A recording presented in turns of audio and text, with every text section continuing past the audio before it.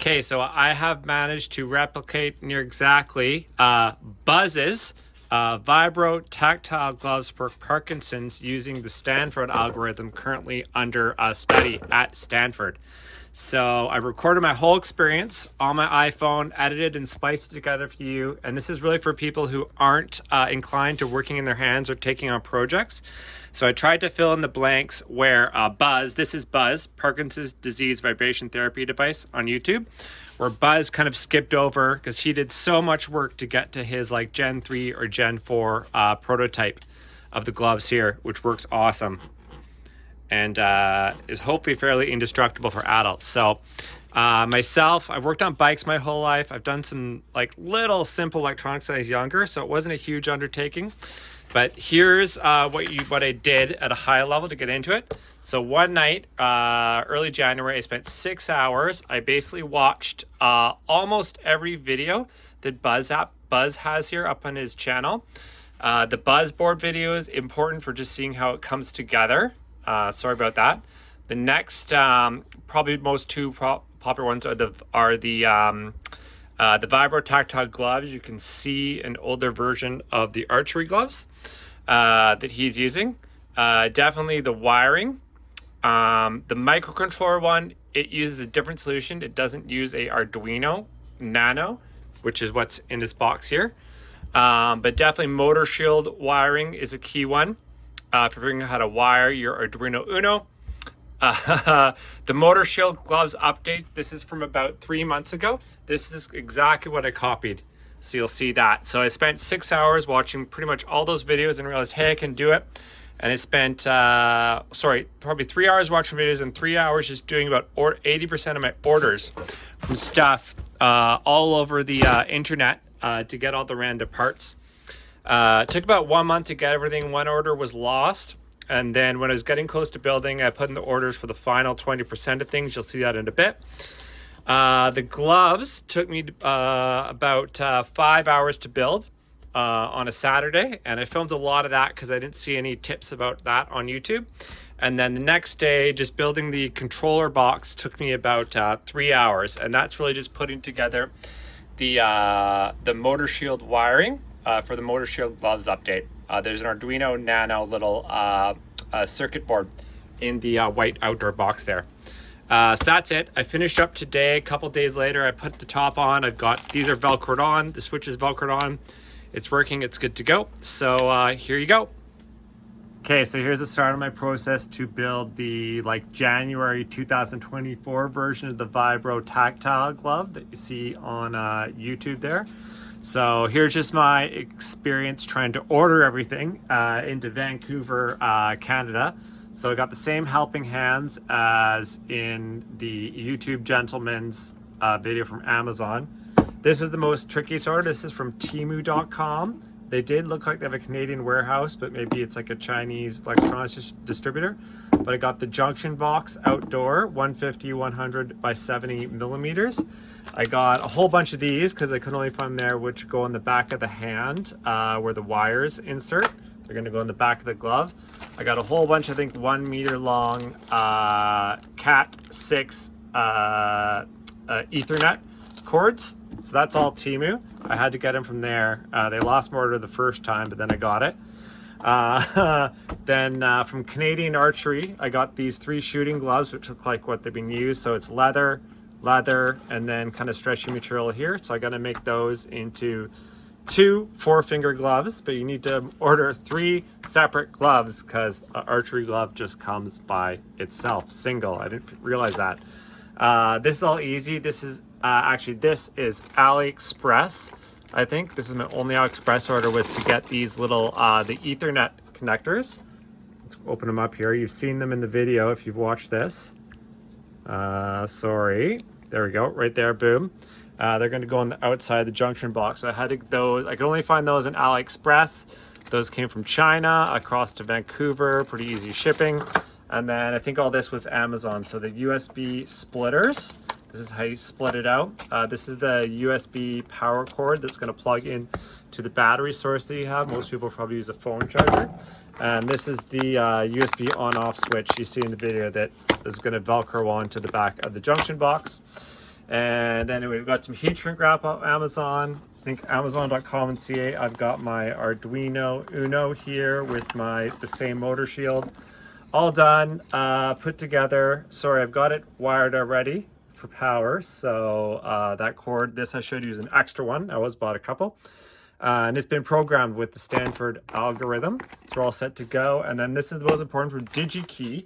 This was like super professional, like 24 hours delivery from the US across the border to Vancouver. I think it was FedEx or UPS, but these are the same spec motors I understood from talking to my friend and watching the videos that Stanford uses. So these little motors that'll go in there. So I got a whole bunch. I'm gonna wire them up because I've already talked to my friend, and they burn out a lot because they're not really designed to run on off and cycle that much. So which one are these? I don't know if I've got the detail on what spec it is on here, but anyways, it's all on the wiki site that the main designer has posted on YouTube. What else we got? I bought some other tools for life because I never had it. I bought a really nice soldering station by Solomon. Super high quality for life, so it didn't cheap out there. I haven't used it yet. And then I got a nice heat gun to heat shrink the wrap because I didn't have that. Other than that, I already had a multimeter, even though I don't really know how to use it. And yeah, so I think we got all that. We're set. I just need to get some two-sided Velcro to go on the tape here, and then some skinny little zip ties to kind of to attach the glove and run the wires in the glove. But pretty much that's like a month start to finish to order all that and get it all together. And then I probably invested 6 hours one night just watching all the YouTube videos from the main Parkinson's glove designer, nonstop, back to front, making notes, and then realized, hey, I can do this. And I went and ordered stuff. Then I had to track it down. It took another 3 hours. So Amazon, Temu.com or Temu.ca, any archery store for the glove, but I got them from CanadianArchery.com. These were AliExpress. That's the only thing. All that was Amazon, and then the motors came directly from DigiKey, and you want to order way more than you need, and I'm probably going to wire them up at the start of the project in batch because I know that they will burn out. There you go. Okay, here we go on part one. Start the timer. So here are the 3 gloves. Basically, the archery gloves comes with the 3, and basically I've got to cut the finger off this extra glove right here, and then kind of sew it together. So I just kind of put them on. Obviously, gonna be my mom's hands, but the dimensions will be similar. How your pinky is down low, so it looks like I can just cut this one off right near the bottom, then sew it together. So that's the first step. Let's see how long it takes. Okay, we got the glove measured up to my mom's hand, and I kind of use this little clamp to hold it there so I know I'm going to sew it. But yeah, measure 3 times. You tried it on 3 times, took some pictures, and I think we're going to sew it right about there. Okay, so on my first attempt to try to sew the leather, I realized my needle's way too thick. It was impossible to push through, so I got the thinnest needle possible from the Ancient Family Sewing Kit here. Okay, got a couple stitches in, and I actually broke the needle because I probably used such a narrow needle. So I think I am going to use a bigger needle, and what I do is kind of just like you feed it, ow! You feed it, and then I basically press it on the back of the table and press the glove through because I can't really push it through with my fingers, even if I have a thimble. Okay, 45 minutes to measure up my mom for the first glove and get through the learning curve. So I could only sew it single layer of leather to single layer of leather there. And it was really hard to get the needle through. I've got the needle, where did I put it here?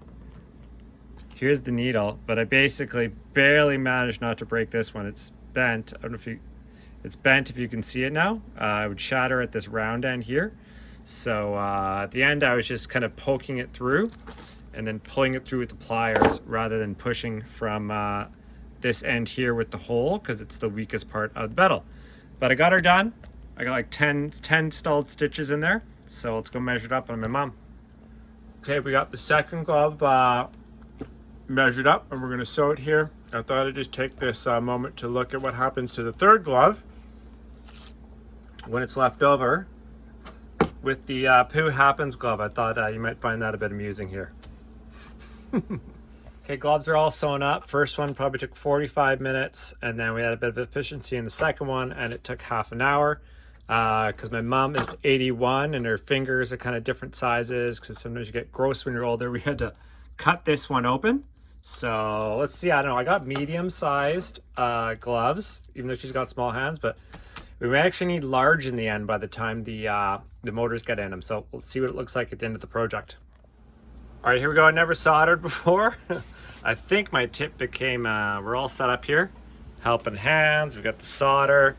I think the tip on this became pre-soldered, or whatever you call it when you treat it the first time.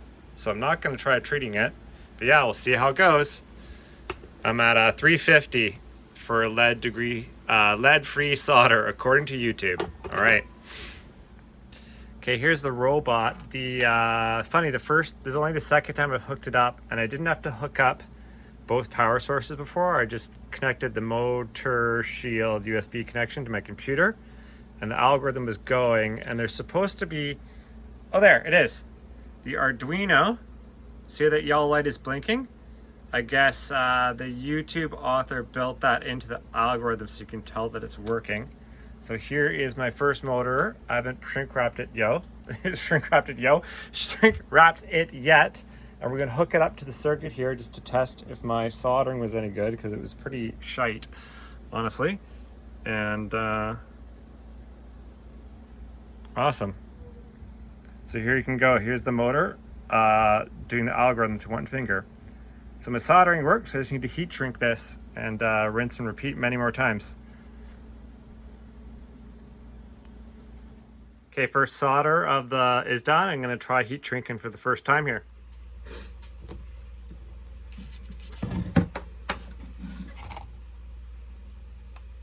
Okay, I haven't used this gun yet. Let's just go to max heat here.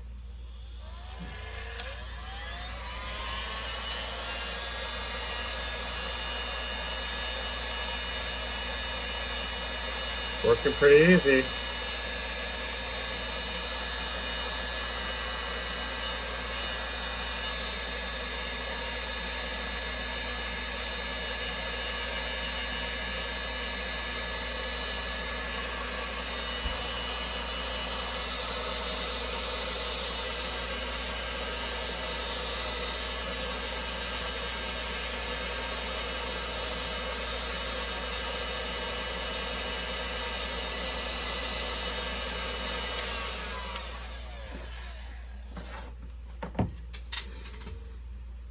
There we go. Wait till it cools down before I touch it here. We'll see how solid it is.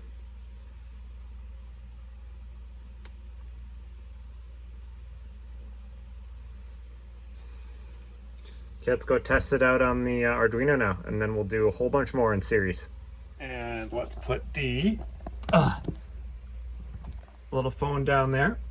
And then here's my first ever what the hell is it called? Soldered and heat shrinked motor. And let's run into one of the ports and see if she's working. Let's make sure not to keep these from spreading around too much. This is motor 4, the port. So you can see how it's vibrating. You see that? Dot, dot, dot, dot, dot, dot. There we go. So let's see how long that lasts. I got to do 8 more of these today. Okay, we're gonna do my second ever solder here. I thought my soldering tip came pre-tinned by the color, but I'm assuming it didn't. But I realized I did something wrong, because I got a super narrow, like pencil style end, which is apparently for circuit boards, but wire you want a wide tip. But I got a couple, but they're both small, so we'll just make do with this today. My first soldering was pretty ugly though, so yeah, we'll try tinning it right now. Never done this before, just watching off of YouTube. Okay, motor number 2 probably took under 10 minutes to solder and heat shrink, super quick.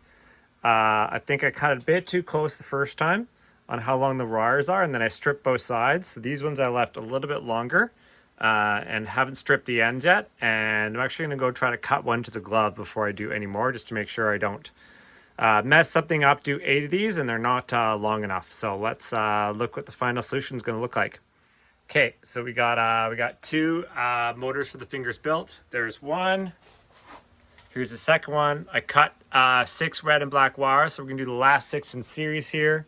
I got the 6 motors layout. I've tested this one, and I'll just show you I'm testing this one first. It's a bit tricky with one hand holding the camera. See how it's vibrating there? So that one's good. So we're gonna test them all before I solder them together, because there's no point soldering if these motors came from the factory broken or got broken in transport. So just one more thing. So all 6 motors are working, and I tested motor port 1, 2, 3, and 4, and you could feel the different vibration just to make sure there's nothing wrong with the Arduino and the motor shield. So hopefully we can get a working glove later today. So this is what I did. On each of the red and black wires, I've got 332 shrink wrap, and then over everything, I do a half piece of 1/4, and then yeah, push it all together. And this is what I saw the YouTube author do, is he push it right up to the end here and shrink wrap it over the little white plasticky thing, because I assume you can still take the little plastic backing off once it's all done, and that keeps it nice and tight and supportive. So we'll go heat shrink this right now with the gun. All right, it's been maybe 3 hours with the learning curve. I got all the motors put together with the wires, soldered together, heat shrunk, and now we're going to turn on the little system here, and we're going to test that all 8 motors work after I applied the heat shrink. Hopefully I didn't apply too much heat to the motor head. Okay, so report back. I got 6 motors after soldering and heat shrinking that made it through the test here. And 2 of them aren't working. I think this one for sure, I got a bit too aggressive with the heat gun. And you see how the papering on the motor is really hot. I probably heated up and roasted the motor. And I don't know what's up with this one. Maybe it's the same thing. I might have gotten a bit too close again to the motor. So yeah, but these are not working, unfortunately. So I got to do 2 more. Shoot. Okay, we rebuilt the 2 motors that I fried. So the key takeaway is don't run the heat gun too near to the motor. You'll see as you heat shrink down, it shrinks, but you just rode over the motor really quick. So I fried 2 of them, but I got 8 that are working right now. Okay, I'm not too worried about the box, but we're gonna build the gloves next, put some cuts in the leather, and route the wires into here, which will connect to the Ethernet cord that runs to the box. Okay, so we're going to cut the gloves. So if you don't know this, because you've never worked in trades or construction before, I've done it a little bit, is you want to break off a new part of the X-Acto. So you pull it past there, put it on the ground, close your eyes, turn it away, and you got a brand new part of the X-Acto blade to cut the glove with. Okay, so we're going to cut a hole here, across here, a slit. So anyways, call it horizontal. And then the motor with the backing there is going to insert through there. So I took this ancient screwdriver that I'm not sure about the tip and kind of put it in there so I don't cut through both sides of the glove, and just do a little slit in the top here that's big enough for the motor to fit through. Okay, here's the first finger I cut. I just copied what looked like what my friend did, and then what's been done here. So I got a little vertical slit here, couple times, just big enough to squeeze the motor through, and then it's going to run in through it like this. And I think depending on which side you put the wire in through the zip tie here, it'll make it easier for the wires to curve up here between the fingers, kind of like your finger webbing, and come together in the back. So I think we're going to do that for all the fingers and see how she looks. So I ended up, my mom's hands aren't that big, so I got her size medium archery glove, but it's still pretty tight. So what I recommend for everyone is get the large or the XL. I think you want lots of room in the finger. So I'm just trying to stretch out the 2 biggest fingers, the tightest part here, with like a screwdriver. I looked through all the screwdrivers I had. So I can get about halfway before the glove narrows. That's the tight part because your fingers kind of turn down. There seems to be more room in the tip. So yeah, we'll just try to stretch the two biggest fingers out, index and middle finger in the front, and then I'm gonna go see how it fits again on her with the motor in before I do too much more. Okay, sweet. So that totally worked. I stretched out the front half of the index and middle finger like at least 20-30%. We just tried it on my mom. So now both fingers are sliding nicely into the back. This works with the motor.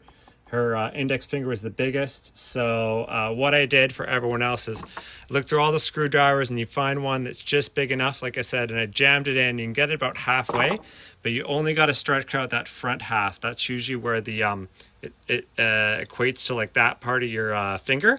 That's usually where the thickest is. It's not ever tight at the end.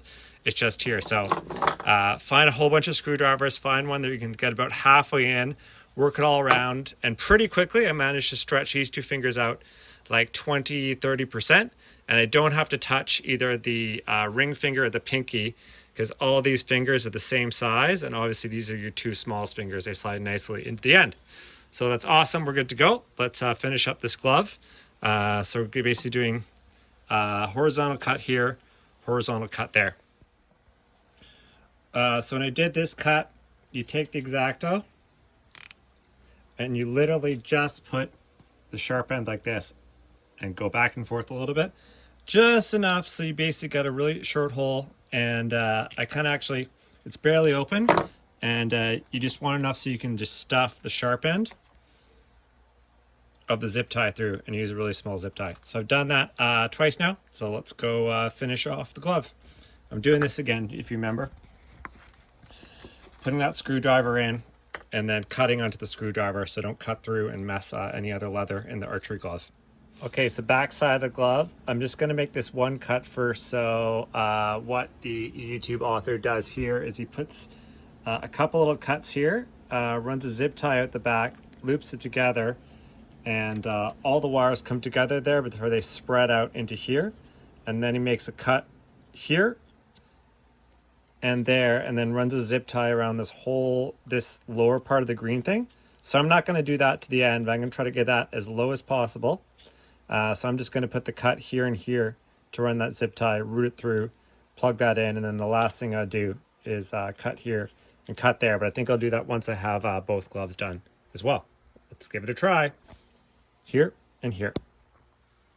Okay, so I literally did the same things before. I took the pointy end of the knife and I just poked it through very gently. Felt like there was barely a hole. And I've got a little bit thicker zip tie this time. And I basically, you choke up in it, like in a baseball bat, towards the end there. And I just basically poked it through, and I stopped here so I could show you. So basically the hole was basically complete, barely complete on the back end. And then I managed to poke it through. And I'll do the same thing again to run it back around. So I changed my mind there, and I actually did run one of these little narrow zip ties through, a skinny one, because I thought it would put less pressure on the threads, because I might have done, you can see they kind of start to stretch now on threads. I might have done this one a bit too close together. We'll see. So I tried to save it using the small one, but actually I think a small, really skinny zip tie is enough anyways. Okay, we're gonna run the wires. So I put, didn't tighten them all the way, but routed the 4 zip ties through. They went through really tight. I made a really good job of just making sure it just cut through in the hole, because it'll only loosen in time. I've chopped off just a bit. I'll chop off more at the end, but you do that as the last step.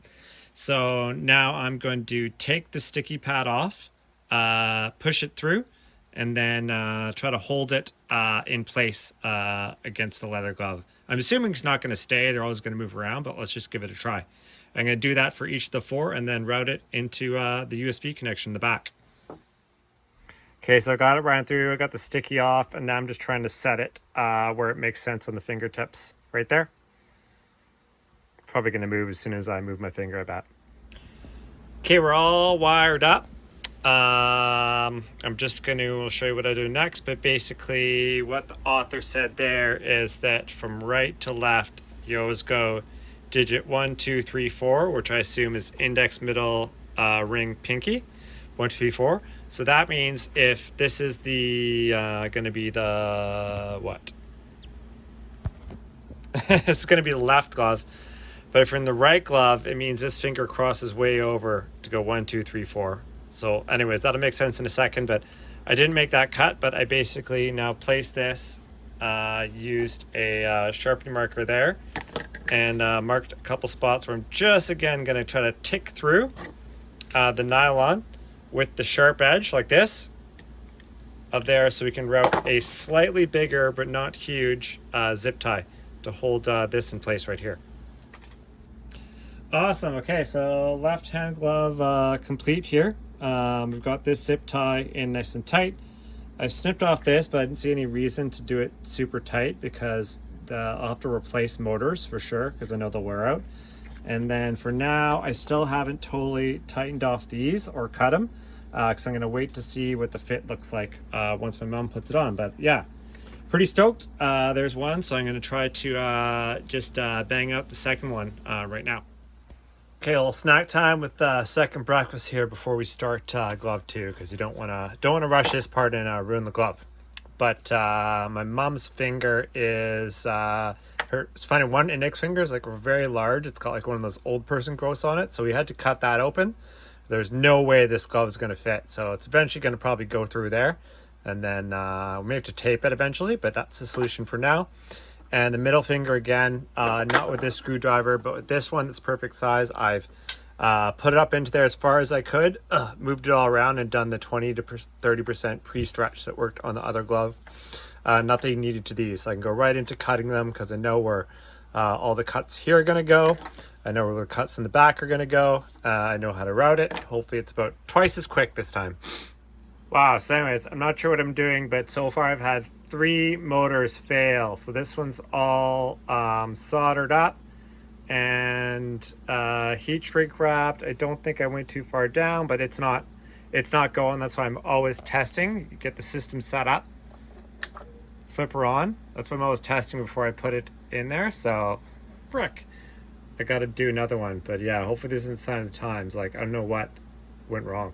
Okay, one tip when you go to build your gloves, I didn't realize this at the time when I did it yesterday, but this is the first glove. And I don't think I meant to cut it like that, but I cut it, I cut the holes here for this zip tie to hold that in place, and then didn't realize that it ended up sitting a bit low. And I can already tell my mom tried on the gloves the one time, and it's going to be kind of a pain in the butt for her to get it around that all the time. So luckily I ran out of zip ties last night, so I left out doing this. So I'm gonna make sure that when I do this one here, when I cut the zip tie holes, it's gonna be a little bit higher with the move because I had it there the last time and end up here. So I'm gonna basically cut the holes so they're there, and hopefully it'll end up there when it sags a little bit. Anyway, so there's a tip. Okay, there we go. So this would actually, after I zip tied, end up exactly where I marked it. So it didn't sag down this way at all. So I guess this one I just wasn't paying much attention or think about it. So there's a little trick. So this one should be pretty easy now once it gets on to close up. Okay, on to the control box, the fun part. Okay, it seemed like voodoo magic when I saw it on YouTube, but we got the battery pack. It runs through the USB on-off switch here to the USB splitter, which then splits. And this USB goes to power the motor shield. This USB goes to power the Arduino, which has the old school like printer cable plug-in. So this is just temporary because I'm waiting for I got about a 1 foot long cable that'll stuff into the box for the power. But for today, I just borrowed the printer cord, plug it in. Oh, which way does it go here? Like that, like that. And like I said, we're running. That's the power. You should be able to see the orange blink in there. This built into the algorithm. And then basically the motor shield power is taken care of by the Cat6 cable. So hopefully when I open this up, there's 8 wires in it, like the video. And that's how the signal is going to go to the gloves. Let's try it out. Okay, I kind of did this reverse, or maybe I started the goalpost and moved towards the center. So I did I programmed the Arduino and the motor shield like first. Then I built my gloves, And these are going to be, this is how the gloves could connect to the box, which my mom's going to wear on like a purse around her shoulder, hanging in front. And these wires are going to connect in. So right now I'm going to install these little ones. And I didn't really take much of a flyer because we've got 50 years of family loose bolts and stuff, but I just got to find a pair of screws that'll go nicely into here, and I got to drill a little hole. So we're going to do all that, and then the last part is just other Cat 6 wires is cutting them open and splitting up the 8 wires, and then mounting them double time or in parallel basically into the motor shield. Okay, the whatever box Ethernet connector waterproof things are drilled in there. Screws are free. They came from the 50-year-old family screw pile there. All right. There's the video we're replicating. Sorry for the light in the top there. So basically I got 1 meter long cords. So I just looked a couple times, and the YouTube author here had 1 foot long cords. So I think I can actually just take 1 cord here, cut in half. It's a meter, so that should be about 1.5 feet or 3 feet total for anyone who doesn't know meters versus feet. And I think I'll get, it looks like the author chopped off 1 inch, so he started with 11-inch cords. So I'm just going to go cut them in half, but then make my cords exactly 12 inches long and go from there. And we'll see if that works. Okay, so we cut the 1 meter cord in half, and basically it's about more than 20 inches long actually. So I'm just going to cut this down. I think it might be the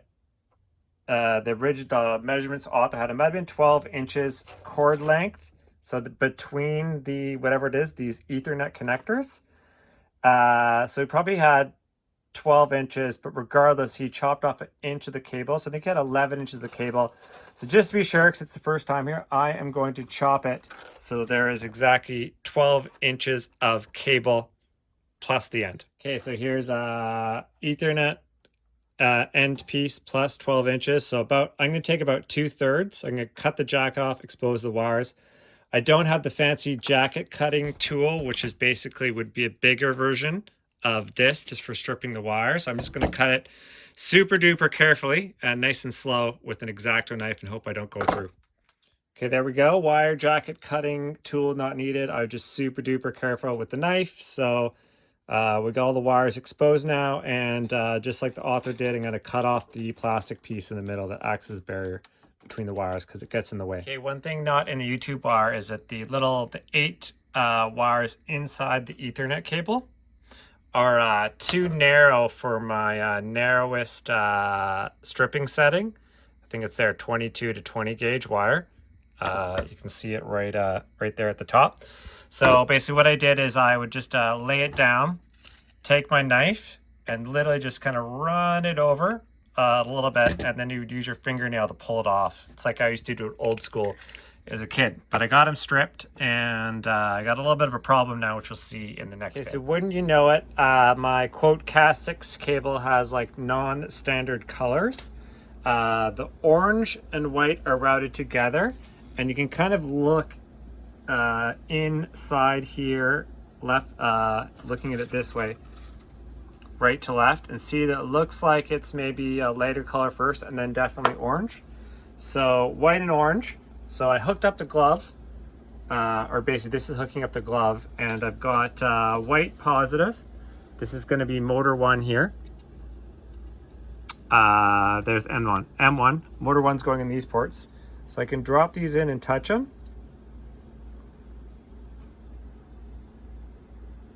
And I can see over here my digit 1.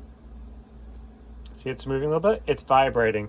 So anyways, so just from looking across the Ethernet cable there, I can tell for finger 1, it's white, positive, orange. So I'm going to have to basically do my own diagram that's different than this one on there, which looks like it's standard Cat 6 table in order to complete the routing. So yeah, I'll pick it back up when I got that figured out.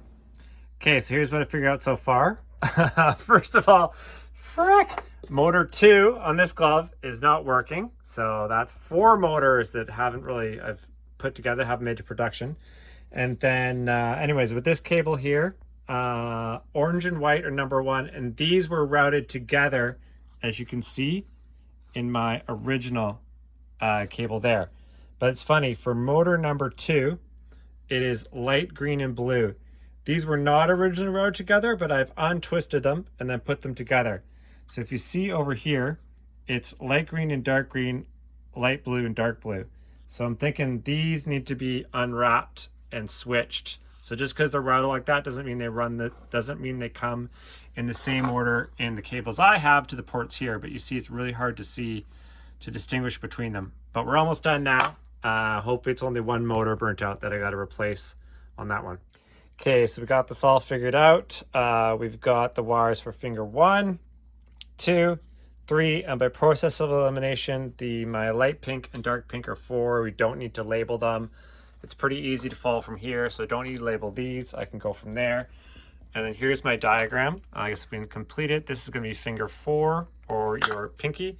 1, 2, 3, 4, positive, negative, positive, negative, positive, negative, positive, negative. But yeah, so for digit 1, I'd run it in through motor 1 on here to test it. White positive, orange negative. Digit 2, you run it through the motor 2 mount. It would be light green positive, dark blue negative, etc., etc. And this right here, positive, negative, positive, negative, positive, negative, positive, negative, right to left is the, here we go. Let's get this here. Same order as we've set this up in, which isn't super obvious from the YouTube video. So digit 1, positive, negative. Digit 2, positive, negative. Digit 3, positive, negative. Digit 4, positive, negative. So the diagram and the way the wirings run for both gloves matches here. So it's wired up. See how it works. And I've got to replace at least digit number 2 on this one. It's because the motor didn't make it into production. Darn it. Okay, motor 1 inserted. Motor 1 left, white, orange. It's inverse, but I'm pretty sure this is positive, negative. Positive, negative, white, orange. 2 separate cables. It's going to run each hand in parallel for finger 1. Let's do finger 2. Light green, dark blue. I've got them wrapped together. Oh, I didn't wrap together this one. This one is my finger 2 here. So I got to actually rewrap this one first. Awesome. I don't know what was wrong before, but I've got fingers 1 and 2 routed. And I plugged in just to try fingers 1 and 2 on each finger. That one's working. This one's working, so let's listen.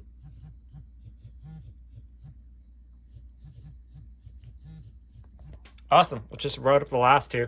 So one thing I'm doing different is the YouTube author didn't want to unwrap the 2 sister wires how they were originally wrapped, and maybe that's there's maybe some data transmission heat issues with there. So I did unwrap them. So I think it's going to make it easier.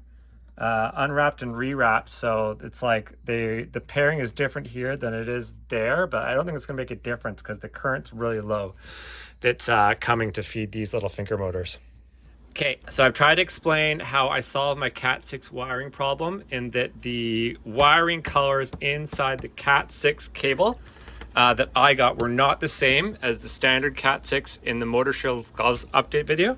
So at a high level, we have motor 1, 2, 3, 4, right to left. That basically copies how both gloves are set up here with the wires right to left. The Cat 6 cord, if you look into it, terminates right to left and goes right to left. So both gloves are set up so they go right to left. So this is what is it? This is the right hand glove. The 1 digit is over here. The wires cross over to get to digit 1 here. This is the left-handed glove. The 1 digit is here. The wires do not cross over. The O's go to 1. 1, 2, 3, 4. So with my colors, I think for motor 1, they were the 2 wires furthest left, and these were twirled together, and I just ran them straight down, and they went to motor 1. The same thing happened for motor 4. So the far left of here, the last 2, positive, negative. I think the 2 colors that I had were curled together inside, and I could run them straight. Now for motors 2 and 3, so that was basically the 4 Cat6 cords in the middle. What I had to do is basically, this top here is inside the sheath. So underneath the black sheath, they would run like this. I cut off the sheath when they were exposed, and what I did is I swapped wires from these two.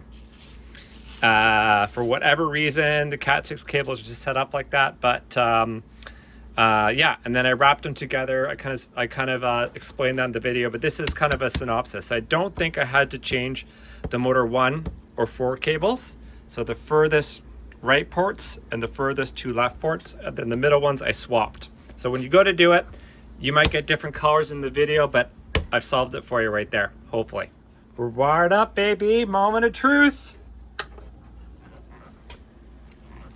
Finger 1 working, 2, 3, 4. 1, 2, 3. Yes! Ow! Sweet.